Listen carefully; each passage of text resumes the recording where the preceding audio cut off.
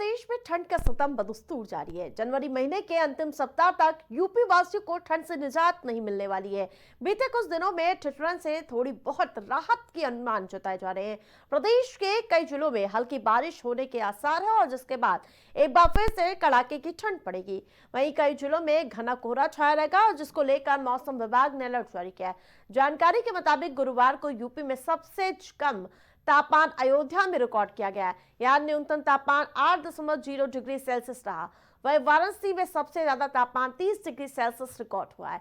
वहीं वाराणसी में 2 दिनों से तापमान इसी के आसपास बना है।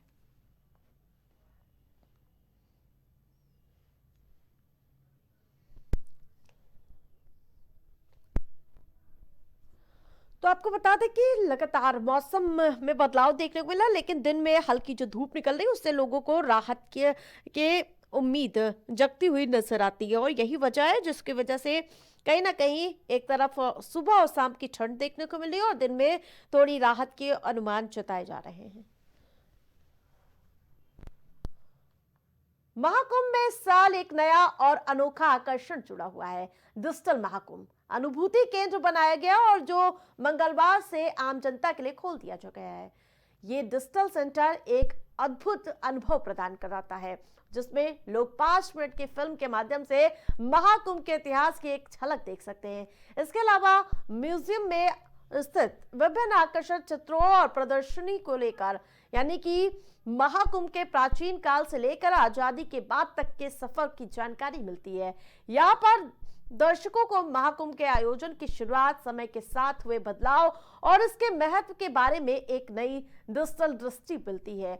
और इसी कड़ी में हमारी सहयोगी अनन्या मिश्रा ने डिजिटल महाकुंभ अनुभूति केंद्र पे लोगों से खास बातचीत की है। आइए आपको दिखाते हैं।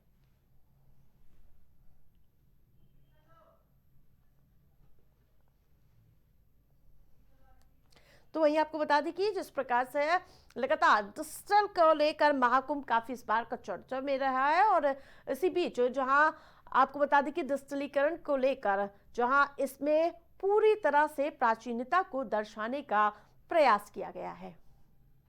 और आपको बता दें कि जहां एक तरफ श्रद्धालुओं का जनसैलाब देखने को मिल रहा है और इस बार जो डिजिटलीकरण देखने को मिल रहा है वो भी कहीं ना कहीं लोगों के लिए आकर्षण का केंद्र बन चुका है कुंभ नगरी प्रयागराज में।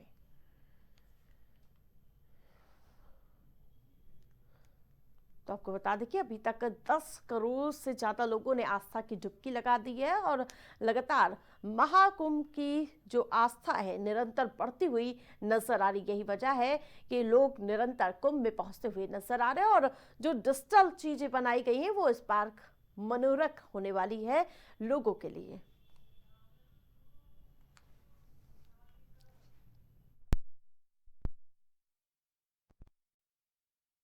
तो वहीं आपको बता दें कि जिस प्रकार से लगातार हमारे जो सहयोगी हैं ग्राउंड जीरो पर पहुंचकर दर्शकों के लिए लगातार तस्वीरें लाते हुए नजर आ रहे हैं। उन्हीं में से ये तस्वीरें आपको दिखा रहे हैं जो डिजिटली के जरिए आकर्षित होती हुई नजर आ रही है। तो वहीं महाकुंभ में इस साल एक नया और अनोखा आकर्षण जुड़ा हुआ है डिजिटल महाकुंभ अनुभूति केंद्र। जी हाँ, मंगलवार से ये आम जनता के लिए खोल भी दिया गया और ये डिजिटल सेंटर एक अद्भुत अनुभव को यानी कि जो अनुभव है उसे आकर्षित करता है जिसमें लोग 5 मिनट की फिल्म के माध्यम से महाकुंभ के इतिहास की एक झलक देख सकते हैं। इसके अलावा म्यूजियम में स्थित विभिन्न आकर्षक चित्रों और प्रदर्शनी को महाकुंभ के प्राचीन काल से लेकर आजादी के बाद तक के सफर की जानकारी मिलती है। और यहाँ पर दर्शकों को महाकुंभ के आयोजन की शुरुआत, समय के साथ हुए बदलाव और उसके महत्व के बारे में नई डिजिटल दृष्टि प्रदान कराता है। और इसी कड़ी में जहाँ लगातार ग्राउंड जीरो से तस्वीरें भी सामने आती हुई नजर आ रही हैं।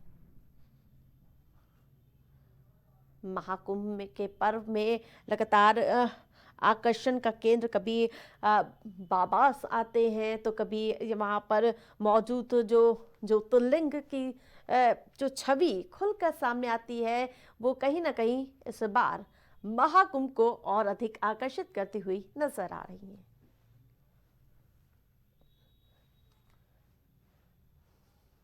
करोड़ों की तादाद में लोग वहां पर मौजूद हैं।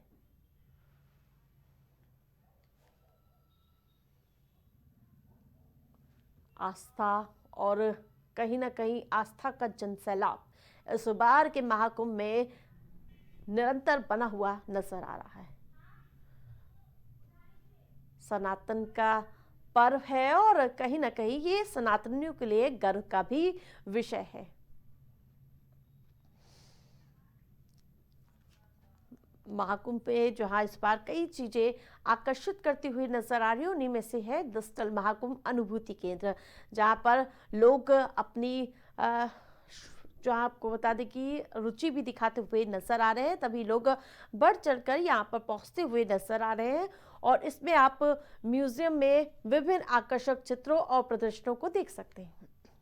डिजिटल महाकुंभ अनुभूति केंद्र प्रयागराज में मेरी मौजूदगी है और यहाँ पर डिजिटल माध्यम से महाकुंभ की विशेषताओं को जनता के पास पहुँचाया जा रहा है, जनता को दिखाया जा रहा है कि किस तरह से डिजिटल महाकुंभ होता है। यानी कि कहीं ना कहीं जो व्यक्ति महाकुंभ में नहीं प्रवेश कर पा रहा है किसी भी कारणवश, उस व्यक्ति को यहाँ पर डिजिटल तरीके से महाकुंभ की विशेषताओं के बारे में बताया जा रहा है और दिखाया जा रहा है। दर्शकों की बात कही जाए, श्रद्धालुओं की बात कही जाए तो लंबे तादाद में यहाँ पर श्रद्धालु भी मौजूद है। आप देख सकते हैं कि कैसे डिजिटल माध्यम से अमृत मंथन जो हुआ था उसको भी यहाँ पे दर्शाया जा रहा है कि किस तरह से महाकुंभ की शुरुआत हुई थी। और ये इस बार का बहुत ही खास महाकुंभ है जो 144 वर्षों बाद यहाँ पर लगा है।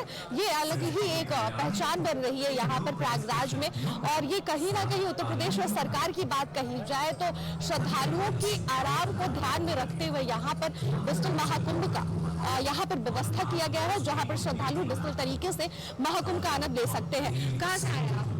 जी बहराइच से आए हैं, डिजिटल महाकुंभ का आनंद ले रहे हैं जी। कैसा लग रहा है? बहुत ही अच्छा लग रहा कहाँ कहाँ क्या कुछ यहाँ पर अभी आपको देखने को मिला? यहाँ पे अभी समुद्र मंथन हो रहा है, हाँ। वो देखने को मिला हमें। प्रयागराज में कुंभ में गए स्नान करने? जी जी जी, कैसा लगा वहाँ? बहुत ही अच्छा लगा। डिजिटल महाकुंभ के बारे में क्या कुछ कहना चाहेंगे? हम तो यही कहना चाहेंगे कि बहुत ही अच्छा किया है योगी मोदी जी ने। हाँ, अच्छा किया है। आपका नाम क्या होगा मैम? कीरा। कहाँ से आई है? चंडीगढ़ से। कैसा लग रहा है डिजिटल महाकुंभ? बहुत अच्छा लग रहा है। हाँ जी। अच्छा, कुंभ में जिस तरह से भीड़ भड़ाके हो रहे हैं, यहाँ पर आरामदेह तरीके से देखा जा रहा है, इस पर क्या कहना चाहेंगे? बहुत अच्छा लग रहा है। कहाँ से आए आप? काशी। काशी से हैं। कैसा लग रहा है डिजिटल महाकुंभ? अद्भुत।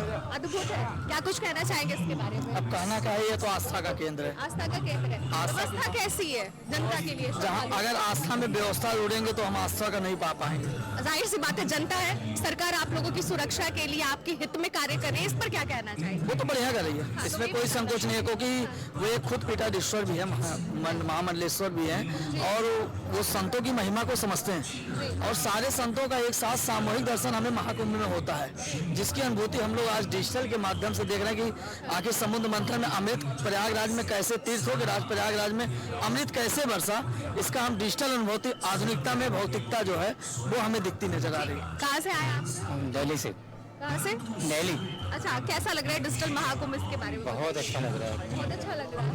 कुंभ मेला से आप घूमकर आ रहे हैं कि सीधे पहले यहाँ पे? घूमकर आए यहाँ पे। घूमकर आ रहे हैं जी। अभी यहाँ पे कितने दिन रहना है? यहाँ बस एक ही दिन रुकना है, आज ही निकलना है रात को। तो इसके बारे में कैसे पता चला कि डिजिटल महाकुंभ भी यहाँ पर आयोजित किया गया है? वहाँ हमने दिल्ली में देखा था, सब वीडियो वगैरह सारी चीजें देखी थी हम, उसके माध्यम से पता चला। मीडिया के माध्यम से आपको पता चला था। आप बताइए, आप कहाँ से हैं? मैं इन्हीं के साथ उनकी भाई हूँ। आप कुछ कह रही थे, स्नान कर आई है? मैंने कहा हम सर्वप्रथम तो अपना स्नान त्रिवेणी में करके आ गए, उसके बाद बड़े हनुमान जी का मंदिर होके अब ये डिजिटल इनका देखने आए हैं। फिर हाँ, इसकी विशेषताओं के बारे में जानते विशेषता यही है कि 144 साल बाद ये पड़ा है, तो इसलिए बहुत ज्यादा हमारे लिए, मतलब सनातन धर्म के लिए तो बहुत ज्यादा विशेष है, तो हम लोग भी इसलिए आए हैं। ठीक है, तो आप देख सकते हैं कि डिजिटल महाकुंभ जिस तरह से दिखाया गया यहाँ पे श्रद्धालुओं के बीच में समाप्त हो गया है और तालियों की गड़गड़ाहट शुरू हो गई है, जनता देख रहे हैं। सर, आपका क्या नाम होगा? मेरा नाम संदीप है। ठीक है, आप यहाँ पे क्या करते हैं? मैम, ये डिज़ाइन हमने किया, पूरा ये एक्सपीरियंस सेंटर है, हमारी टीम ने डिज़ाइन किया है। तो डिजिटल महाकुंभ का जो आयोजन किया गया है इसमें श्रद्धालुओं के हिसाब से क्या लग रहा है कि क्या कुछ यहाँ पे और जो व्यवस्था की गई है और क्या कुछ हो सकता था और श्रद्धालुओं के अंदर क्या कुछ और देखने को मिला? मैम देखिए, जो अभी हम फर्स्ट डे से जब से हम रन कर रहे हैं तो इसका रिस्पॉन्स बहुत ही अच्छा रहा। हम per day around 10,000 to 15,000 footfall हो रहा है। सो ये जो भी हमारे दर्शक हैं उनके लिए बहुत ही अच्छा एक्सपीरियंस है, बिकॉज ऐसा डिजिटल एक्सपीरियंस उन्होंने अभी तक नहीं देखा है। और हमारे जितने भी एक्चुअली ये 10 खंड हैं, ये एक्सपीरियंस सेंटर में टोटल हमने 10 खंड बांट के रखे हुए हैं जो कि पूरी महाकुंभ की गाथा बताता है। सो अभी तक हमने कहानियों में पढ़ा होगा, बुक्स में पढ़ा होगा, कहीं टीवी में देखा होगा, but the moment you enter inside आपको एक अलग ही लुक एंड फील और स्टोरी टेलिंग के माध्यम से हमने ये पूरा महाकुंभ को डिजाइन किया है using different technologies, AR VR। And आप जैसे देखेंगे फर्स्ट हमारा जो दूसरा खंड में आप कैमरा अगर मूव करेंगे तो ये देखिए थ्रेड प्रोजेक्शन के थ्रू, हाँ ये थ्रेड प्रोजेक्शन के थ्रू हम एक पूरा हम वीडियो शो कर रहे हैं। 30 सेकंड का क्लिप है जहाँ की हमने महादेव नीलकंठ के बारे में बताया है, उनका कंठ नीला ही क्यों पड़ा, और क्योंकि शिव जी ही एक ऐसे महादेव है जिनको ब्रह्मांड के रक्षक कहा जाता है, तो वो स्टोरी टेलिंग यहाँ से स्टार्ट हुई है। उसके बाद हम तीसरा खंड, हम जहाँ पे खड़े हैं, तीसरा खंड है जहाँ पे समुद्र मंथन के बारे में बात किया जा रहा है। तो यहाँ पे समुद्र मंथन क्यों हुआ और क्यों जरूरत पड़ी समुद्र मंथन की, देवताओं को श्रीहीन होने का क्यों श्राप मिला, तो ये हमने पूरी स्टोरी टेलिंग यहाँ पे की है। और उसके बाद हम जैसे जैसे आगे बढ़ेंगे ऐसे हम टोटल 10 खंड के हमने पूरे एक्सपीरियंस सेंटर को बांट के रखा है, जो कि आप आगे देख सकते हैं। रिस्पॉन्स कैसा मिल रहा है? Ma'am response is very amazing, because even I was not expecting कि इतना फुटफॉल हो जाएगा। और दर्शकों, जैसे आप किसी भी दर्शक से पूछेंगे तो उनके लिए ना एक्सपीरियंस ही अमेजिंग है। वो कंटेंट देखते हैं, उनके लिए बिल्कुल ही अलग ही है कि ऐसा कंटेंट कभी नहीं देखा। आप जैसे अंदर देखेंगे वहाँ पे हमने ना डिजिटल दीपदान करके रखा है जहाँ पे घाट बने हुए हैं, राइट।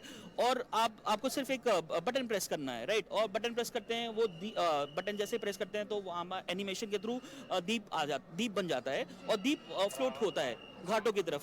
सो वो क्योंकि हम यहाँ पे दीपदान तो नहीं कर सकते, तो ये एक्सपीरियंशियल वे में लोगों के अलग ही अनुभूति प्राप्त होती है कि वो एक दीपदान कर रहे हैं वहाँ पे। आगे भी इसको कंटिन्यू करना है और भी महाकुंभ जो आने वाला है? मैम वो तो डिपेंड करता है कि इतना जैसा रिस्पांस आ रहा है कि हमारी, अगर हमने और ये जैसा काम है और लोगों को अच्छा रिस्पांस आया है, तो आने वाले टाइम में हम definitely different new innovative veg में हम यूजिंग डिफरेंट टेक्नोलॉजीज और एक्सपीरियंशियल वेज में हम डेफिनेटली और भी स्टोरी टेलिंग कर सकते हैं, और ये पूरा आपको ये एक्सपीरियंस ही नेक्स्ट लेवल पे दे सकते हैं।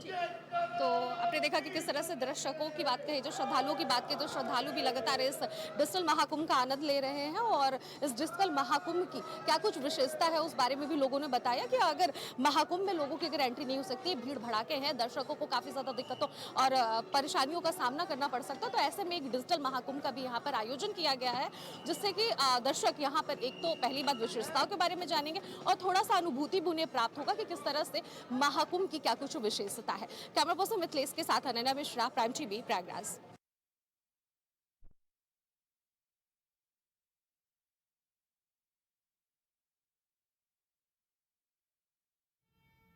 हर शहर प्राइम रिपोर्टर में फिलहाल इतना ही। देखते रहे प्राइम टीवी।